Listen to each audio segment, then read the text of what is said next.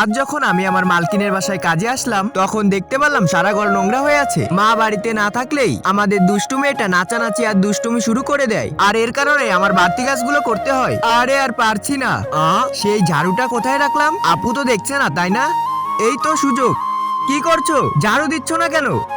এখন কি করব? কি করি? এই যে আপু, সোফার নিচে ঝাড়ু দিয়ে যতই পরিষ্কার করি না কেন ময়লাগুলো বের হচ্ছে না। তার আগে দেখবো কারা শয়তানকে ভালো না বেশে আল্লাহকে ভালোবাসে। যারা আল্লাহকে ভালোবাসো তারা ভিডিওতে একটি লাইক করে চ্যানেলটি সাবস্ক্রাইব করে দাও, আর শয়তানকে ভালোবেসে থাকলে এই দুটোর ভিতর একটাও করো না, আর কমেন্টে আল্লাহু আকবার লিখে দাও।